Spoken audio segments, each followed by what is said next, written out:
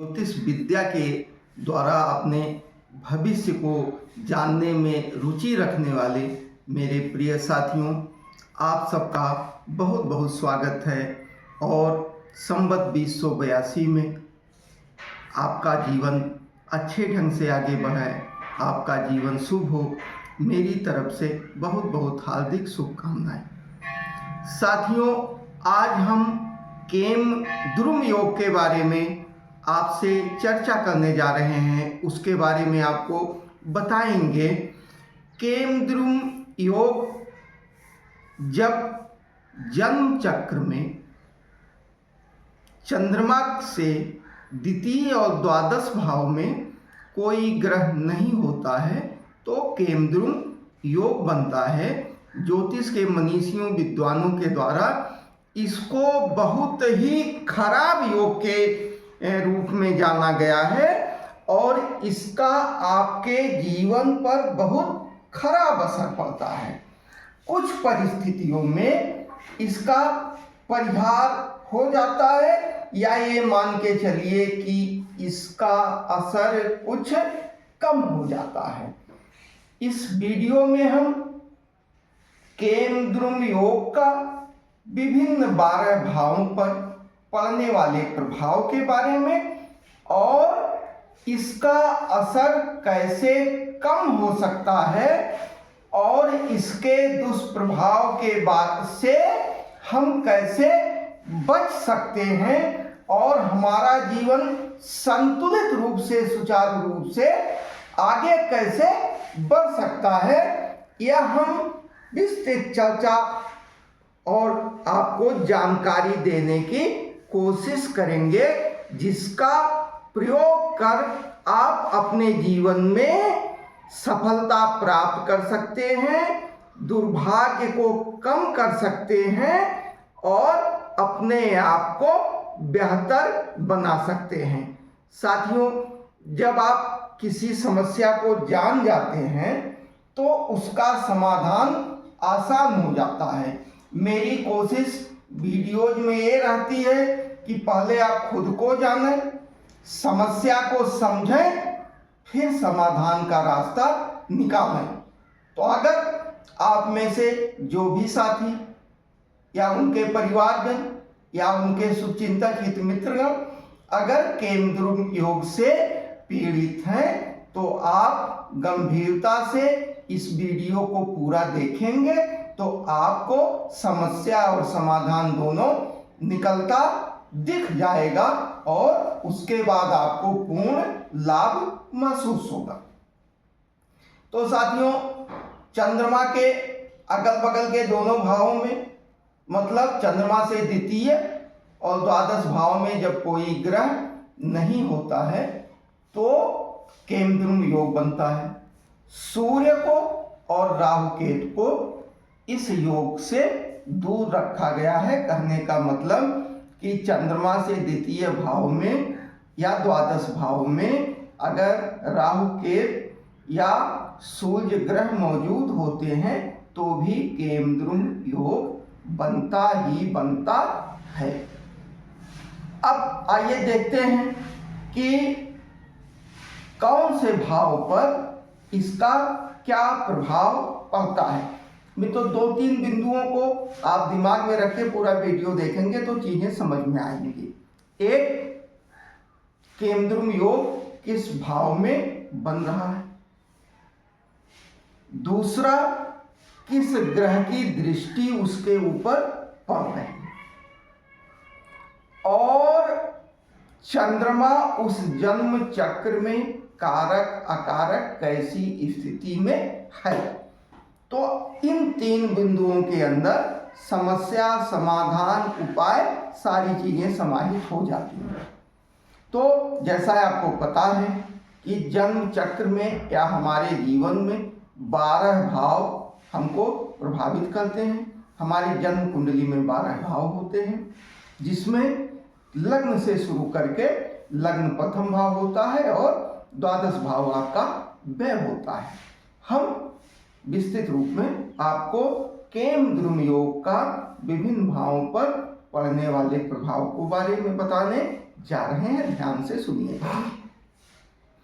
अगर आपके लग्न भाव में केमद्रुम योग बनता है तो आपके लग्न से द्वितीय भाव में और द्वादश भाव में यानी धन भाव में, व्यय भाव में कोई ग्रह मौजूद नहीं है। चंद्रमा अकेले लग्न में बैठा हुआ है। चंद्रमा मतलब आपका मन। आपके लग्न में आपका मन बैठा हुआ है, आपके शरीर में आपका मन बैठा हुआ है।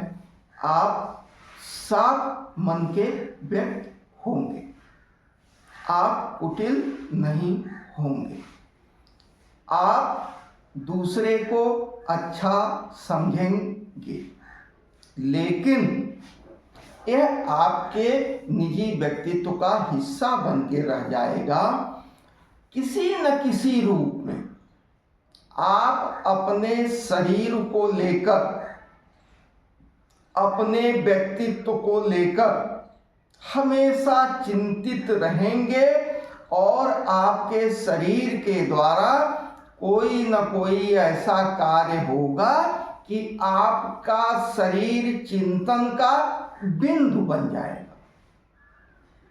तो मित्रों, केमद्रुम योग लग्न में बनने से आपको आपके शरीर से लेकर कोई न कोई समस्या बनी रहेगी। कभी कभी समस्या नहीं भी होती है, उसके बाद भी केमद्रुम योग के प्रभाव के कारण आप अपने शरीर को लेकर चिंता करते रहते हैं। आपके जीवन के अन्य भाव, अन्य चीजें बहुत मजबूत हो सकती हैं। हो सकता है आपके पास तमाम संपत्ति हो सकता है कि आप जो है माता पिता परिवार संबंधियों का बहुत आपको सहयोग मिलता हो, लेकिन लग्न में बनने वाला केमद्रुम योग आपके शरीर को लेकर चिंता का विषय हमेशा बनाए रखेगा जीवन भर। अगर केमद्रुम योग द्वितीय भाव में बन रहा है, द्वितीय भाव आपके वाणी का भाव है, द्वितीय भाव आपके पैतृक संपत्ति का भाव है, तो अगर केमद्रुम योग द्वितीय भाव में बन रहा है तो आप अपनी वाणी को लेकर, अपनी पैतृक संपत्ति को लेकर, कारण हो भी सकता है, कारण नहीं भी हो सकता है, और अक्सर हमने ऐसा महसूस किया है कि तमाम चिंतन और चिंताएं बिना कारण की होती है। तो द्वितीय भाव में बनने वाला केमद्रुम योग आपको आपके वाणी को लेकर और आपके पैतृक संपत्ति को लेकर, आपकी अचल संपत्ति को लेकर कोई न कोई चिंता जीवन भर आपको बनाए रखेगा। आपके मन में जीवन भर उस विषय में आप सोचते रहेंगे। इसी के साथ तृतीय भाव में बनने वाला केमद्रुम योग, तृतीय भाव आपके पराक्रम का भाव है, आपके छोटे भाइयों का भाव है। तो आपके पराक्रम को लेके, आपकी लड़ने की क्षमता, आपके संघर्ष करने की क्षमता और आपके अनुजों को लेकर कोई न कोई चिंता जीवन भर बनाए रखेगा। सकारात्मक भी हो सकता है, नकारात्मक भी हो सकता है, अकारण भी हो सकता है, लेकिन निश्चित रूप से आप महसूस करिए कि जिनकी कुंडली में तृतीय भाव में केमद्रुम योग बना हुआ है वो जरूर ऐसी परिस्थितियों से जो है जूझ रहे होंगे। इसी के साथ चौथे भाव में बनने वाला केमद्रुम योग, चौथा भाव माता का, वाहन का, मकान का, इनका भाव है और काल पुरुष की कुंडली में चंद्रमा का ये पक्का घर है। इसके बाद भी चतुर्थ भाव में बनने वाला केमद्रुम योग आपके पास माता की मौजूदगी रहने पर भी, वाहन मौजूद है फिर भी, मकान मौजूद है फिर भी कोई न कोई कारण ऐसा उत्पन्न होता रहेगा कि आजीवन आप इन विषयों को लेकर चिंतन करते रहेंगे। इसी के साथ पांचवें भाव में, पांचवा भाव विद्या का, बुद्धि का, प्रेम का, संतान का, इन चीजों का भाव पंचम भाव होता है। पंचम भाव में केमद्रुम योग बनने पर आप अपने जीवन में आप बेशक बुद्धिमान हो सकते हैं। कुछ बहुत अच्छी चीजें केमद्रुम योग के साथ हैं जिसके बारे में अभी आपको हम बताएंगे। तो पंचम भाव में आप जीवन भर योग्य से योग्यतम संतान और निकृष्ट से निकृष्टतम संतान, इन दोनों परिस्थितियों में भी आप अपने संतान को लेकर जीवन भर चिंतामग्न रहेंगे और एक जीवन के आपके दैनंदिनी का एक महत्वपूर्ण अंश, आपके दैनिक जीवन का एक महत्वपूर्ण अंश संतान को लेकर, प्रेम को लेकर, विद्या को लेकर, बुद्धिमता को लेकर आप जीवन भर इन विषयों को लेकर चिंतन करते रहेंगे। पंचम भाव में चंद्रमा होने पर आप ज्ञानवान हो सकते हैं, इसमें कोई दो राय नहीं है, लेकिन इसके बाद भी आप इन विषयों को लेकर बराबर चिंतन करते रहेंगे। मेरे कहने का आशा ये है कि पंचम भाव में अगर केमद्रुम योग बन रहा है तो जितना आप अपने संतान के बारे में सोचेंगे, जितना अपने प्रेम के बारे में सोचेंगे, प्रेम देने और लेने के बारे में सोचेंगे, उतना आप व्यापार के बारे में नहीं सोच पाएंगे, उतना आप नियमित आमदनी के बारे में नहीं सोचेंगे, उतना आप व्यय के बारे में नहीं सोचेंगे, एक झटके में व्यय कर देंगे, उतना आप अपनी मृत्यु के बारे में नहीं सोचेंगे, उतना माता पिता वाहन मकान के बारे में नहीं सोचेंगे। तो कहने का आशय है कि पंचम भाव में बनने वाला केमद्रुम योग आपके चिंतन की दिशा को संतान की तरफ, प्रेम की तरफ, विद्या की तरफ, बुद्धि की तरफ, इन पर पड़ने वाले सकारात्मक नकारात्मक प्रभावों की तरफ आपके चिंतन की दिशा को मोड़ देता है। इसी के साथ खष्ट भाव में बनने वाला केमद्रुम योग, खष्ट भाव आपके रिपु का भाव है, खष्ट भाव आपके ऋण का भाव है, खष्ट भाव आपके दासत्व का भाव है, आपकी नौकरी का भाव है, आपके द्वारा किए जाने वाले सेवा का भाव है। तो खष्टम भाव में अगर केमद्रुम योग बन रहा है तो आपके चिंता का विषय आपके शत्रु होंगे, आपका ऋण होगा, आपकी नौकरी होगी, यहाँ कोई न कोई समस्या बनी रहेगी। अक्सर समस्याएं कम रहेंगी लेकिन आपकी चिंता उस विषय को लेकर ज़्यादा रहेगी, चाहे शत्रुओं के बारे में हो, चाहे आपके लिए द्वारा लिए गए कर्ज के बारे में हो, ऋण के बारे में हो, या आप जहाँ नौकरी कर रहे हैं आपके कार्यस्थल के बारे में है, या नौकरी की प्रगति और उन्नति को लेकर भी चिंता का कारण बन सकता है, जिसको आप लेकर चिंतन मनन करते रहें। इसी के साथ सप्तम भाव में बनने वाला केमद्रुम योग, सप्तम भाव आपके जीवन साथी का भाव है, सप्तम भाव व्यापार का भाव है, सप्तम भाव लग्न से पड़ने वाला एकदम सामने का भाव है। तो यहाँ अगर केमद्रुम योग बनता है तो आप अपने जीवन साथी के बारे में, आप अपने व्यापार के बारे में, इन दो विषयों को लेकर बराबर चिंतन करेंगे, चिंतन रहेंगे, अस्थिरता रहेगी। अभी मैं अस्थिर शब्द के बारे में और केमद्रुम योग होते हुए भी कैसे लोगों ने जीवन की तमाम ऊंचाइयों को छुआ, उसको भी हम बताएंगे कि ऐसा कैसे हो सकता है। तो सप्तम भाव में केमद्रुम योग बनने पर आपकी चिंता का विषय यहाँ रहेगा। अष्टम भाव आपके मृत्यु का भाव है। अष्टम भाव गुप्त विद्याओं का भाव है। अष्टम भाव शोध अनुसंधान का भाव है। अष्टम भाव आपके जीवन साथी के धन का भी, अचल संपत्ति का भी भाव है। तो अष्टम भाव में बनने वाला केमद्रुम योग इन चीजों को प्रभावित करता है। आपने साधना शुरू किया, बंद किया, आपने आकस्मिक लाभ को लेकर तमाम आप चिंतन मनन करते रहते हैं, गुप्त चीजों को लेकर तमाम अंदर ही अंदर चिंतन मनन करते रहते हैं। तो अष्टम भाव में अगर केमद्रुम योग बन रहा है तो जो अष्टम भाव के कारकत्व के बारे में हमने बताया है, तो उन चीजों को लेकर आप आजीवन चिंता मग्न रहेंगे।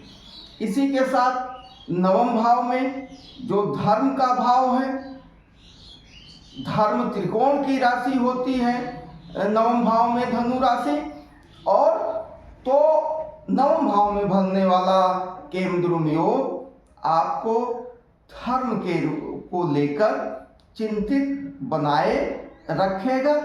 आपके चिंतन का विषय धर्म की अच्छाई या धर्म की बुराई दोनों हो सकती है। धार्मिक यात्रा पर जाने की व्यवस्था का चिंतन या अभाव में धार्मिक यात्रा पर न जाने का चिंतन, इस तरह के चिंतन के विषय अगर नवम भाव में केमद्रुम योग बनता है तो होगा। इसी के साथ दसम भाव में बनने वाला केमद्रुम योग, दसम भाव आपके यश का भाव है, आपके कर्म का भाव है, आपके पिता का भाव है, आपकी प्रतिष्ठा का भाव है। तो इन विषयों को लेके आप जीवन भर चिंतित रहेंगे। प्रतिष्ठा चाहे बरकरार रखने को हो, पिता के संबंधों को बेहतर साथ रखने को हो, या पिता से कोई संबंध ही नहीं है, इसको लेकर चिंता। कहने का आशय यह है कि दसम भाव में बनने वाला केमद्रुम योग आपके जीवन में यश को, प्रतिष्ठा को, पिता को, आपके कर्म को लेकर चिंतन बनाए रखेगा।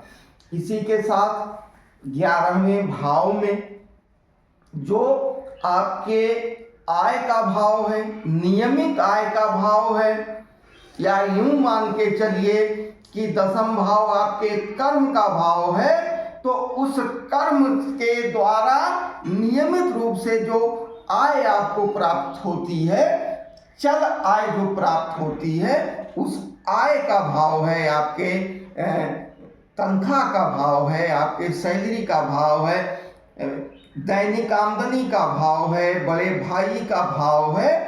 तो 11वें भाव में बनने वाला केमद्रुम योग आपके बड़े भाइयों को लेकर और आपकी नियमित आमदनी को लेकर, इसको लेकर आपको जीवन भर चिंतित बनाए रखता है।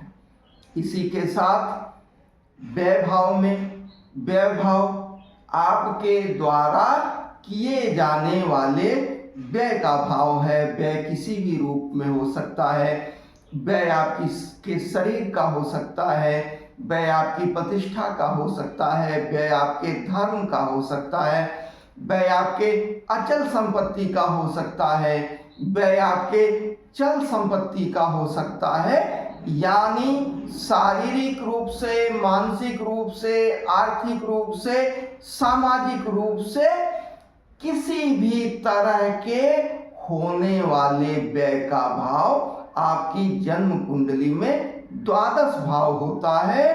12 भाव में बनने वाला केमद्रुम योग आपको जो कारकत्व हमने बताए हैं, इनके द्वारा खर्च होने को लेकर, इनके द्वारा व्यय होने को लेकर, इनके व्यय को लेकर आपको चिंतित बनाए रखेगा।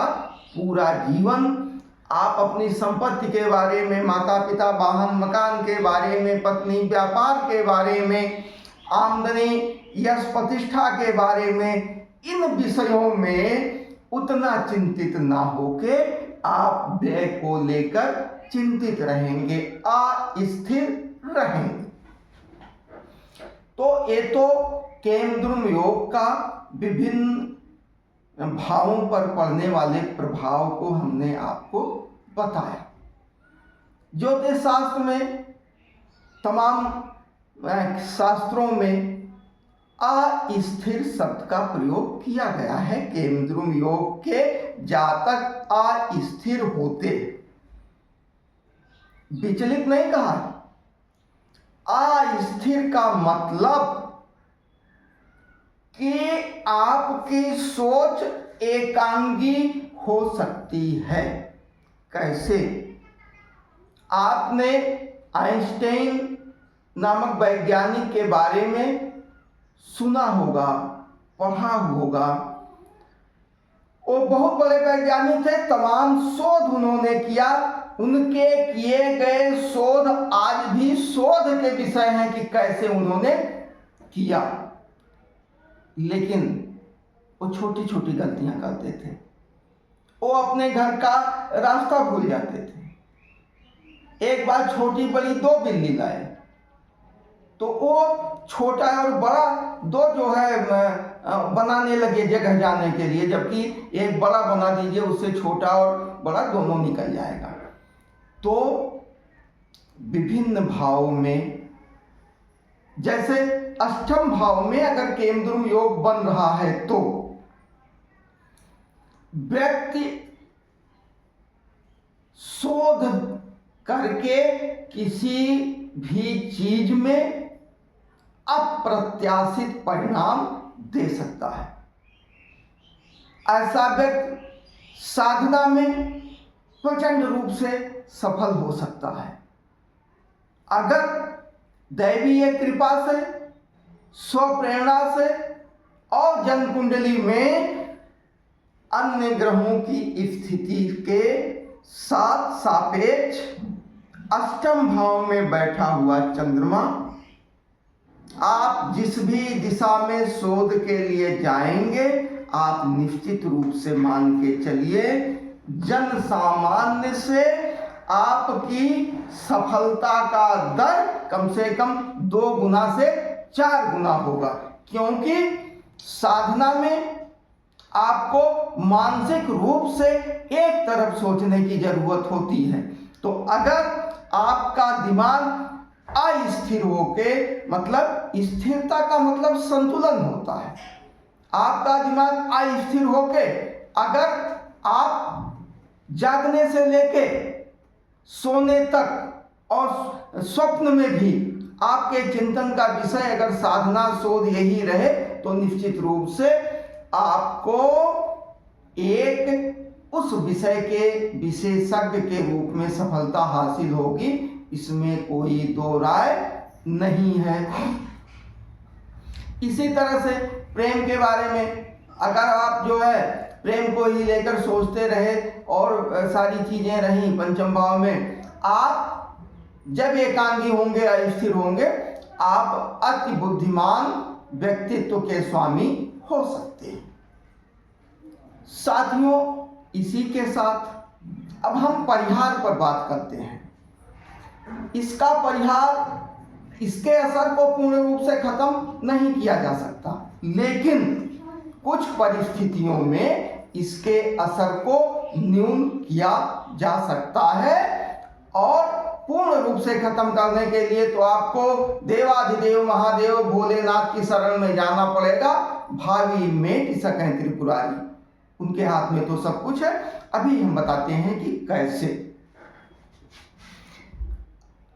कुछ ग्रह ऐसे हैं जिनकी दृष्टियां केमद्रुम योग के असर को कम कर सकती हैं। एक तो जन्म चक्र में जो आपका लग्नेश होगा, लग्नेश की दृष्टि अगर चंद्रमा पर पड़ रही है तो इसके दुष्प्रभाव का असर कम होगा।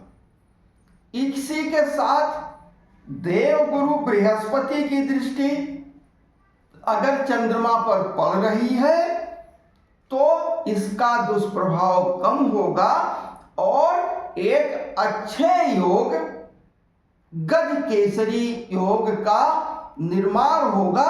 हालांकि एक चीज यह ध्यान रहे कि केंद्र में बनने वाला गजकेसरी योग ही पूर्ण रूप से लाभदायक प्रभावी होता है, लेकिन किसी भी भाव में अगर चंद्रमा पर देवगुरु बृहस्पति की सप्तम दृष्टि पड़ रही है तो गजकेसरी योग का निर्माण होगा, केंद्रुम योग का दुष्प्रभाव कम होगा। इसी के साथ जन्मकालीन चक्र में केंद्रुम योग में बैठे हुए चंद्रमा पर अगर देवगुरु बृहस्पति की पंचम और नवम दृष्टि भी पड़ रही है तो आप निश्चित रूप से मान के चलिए कि केंद्रुम योग का दुष्प्रभाव कम होगा। तो ये दो परिस्थितियां हैं, आपके लग्नेश की दृष्टि हो और गुरुदेव गुरु बृहस्पति की चाहे पांचवी सातवीं या नौवीं दृष्टि हो। इसी के साथ शुभ बुध और शुभ शुक्र और सूर्य की सप्तम दृष्टि भी केंद्रुम योग के दुष्प्रभाव को थोड़ा सा कम कर सकती है। सूर्य का नाम लेने का कारण यह है कि सूर्य की सप्तम पूर्ण दृष्टि अगर चंद्रमा पर पड़ रही है तो निश्चित रूप से जातक का जन्म पूर्णिमा के आसपास का है, तो पूर्णिमा के आसपास चंद्रमा पक्ष बली होता है तो थोड़ी सी ताकत उसको, थोड़ी सी ऊर्जा मिल जाती है और सूर्य की किरणों के प्रकाश से प्रकाशमान होता है। और राजा मानिए या नवग्रह के अगुआ मानिए, उनकी दृष्टि चंद्रमा पर पड़ के दुष्प्रभाव को कुछ कम कर सकती है। इसी के साथ अगर राहु, केतु, शनि, इनकी दृष्टि, मंगल, तो मंगल को यहां हम हटाते हैं, राहु, केतु, शनि की दृष्टि अगर केंद्रुम योग में बैठे हुए चंद्रमा पर पड़ जा रही है तो निश्चित रूप से इसके दुष्प्रभावों में वृद्धि होगी, इसमें कोई दो राय नहीं है। मंगल की दृष्टि केंद्रुम योग में बैठे हुए चंद्रमा पर पड़ेगी तो उस व्यक्ति में ऊर्जा आएगी, तो व्यक्ति के शरीर में, व्यक्ति के मन में ऊर्जा जब आएगी तो उसकी क्रिया में वृद्धि होगी।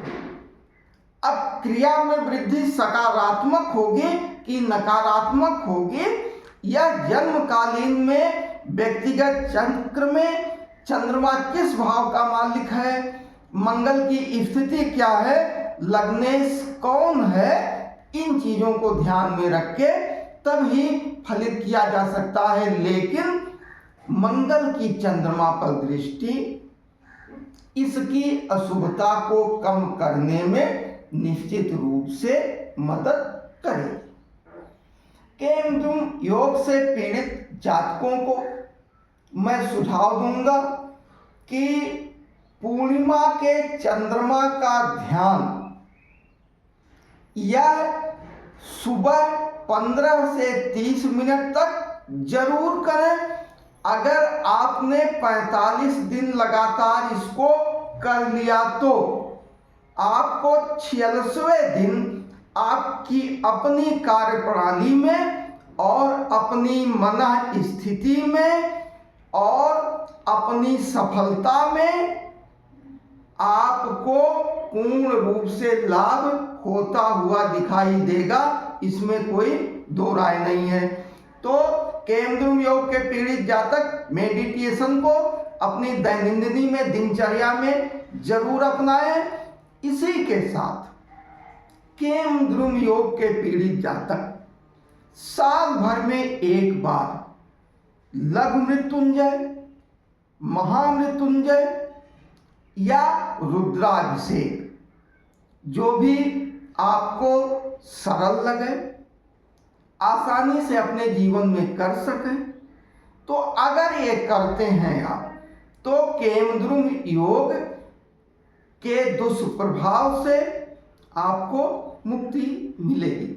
एक चीज में, एक छोटा सा उपाय मैं केमद्रुम योग के पीड़ितों को बता रहा हूं, ये आप रोज कर सकते हैं, सरल भी है। जब आप स्नान के लिए जाइए तो उत्तर दिशा में बैठ के, चाहे वो आपके बाथरूम का कमरा हो, चाहे आंगन हो, चाहे नदी हो, चाहे तालाब हो, इंडोर हो या आउटडोर हो, उत्तर की तरफ मुंह करके भगवान भोलेनाथ का ध्यान करिए।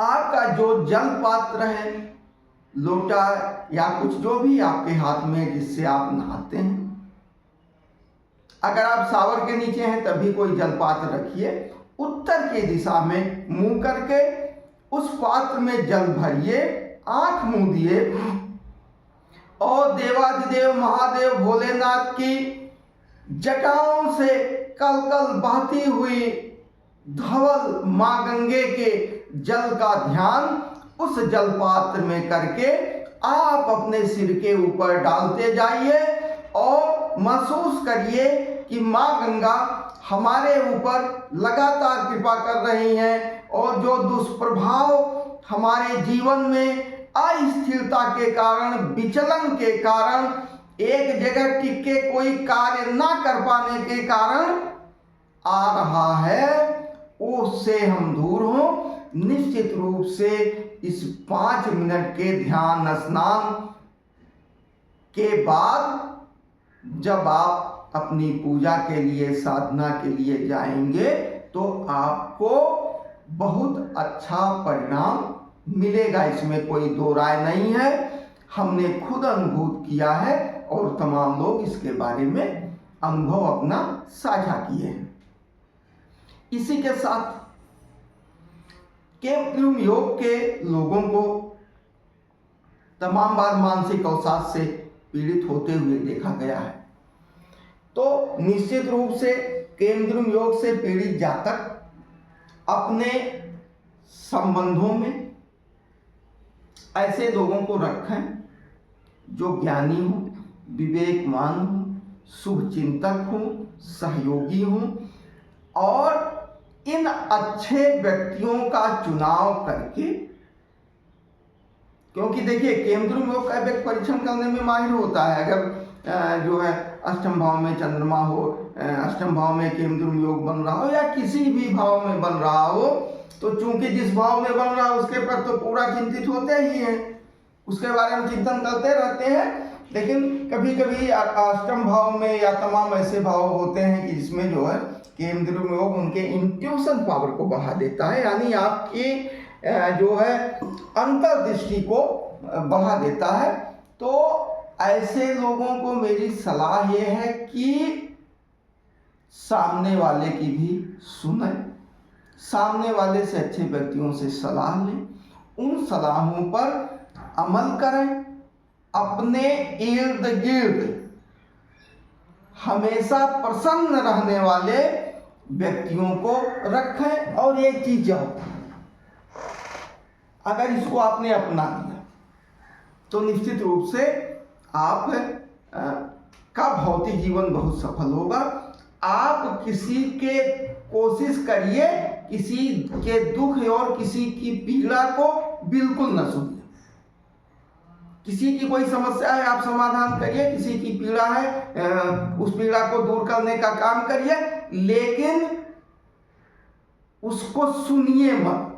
होता है ना कभी कभी कोई व्यक्ति आता है 10 मिनट 15-20 मिनट आधा घंटा समय लेके हमको अपनी तमाम समस्याओं को बताता है, हम उसको सुनते रहते हैं। तो किसी भी परिस्थिति में केमद्रुम योग के पीड़ित जातक को मेरी सलाह है कि किसी के दुख को बैठ के काफी समय तक ना सुने, उनके समाधान का हिस्सा बन जाए, लेकिन उस चीज को जो है अपने वो बैठ के काफी देर तक ना सुने, नहीं तो वह आपकी चिंतन समस्या को और बढ़ा देगा। तो प्रिय साथियों, हमने आज आपको केंद्र योग से होने वाली समस्याएं, विभिन्न भागों पर पड़ने वाला प्रभाव, उसका उपाय, उसका परिहार हमने आपको बताया।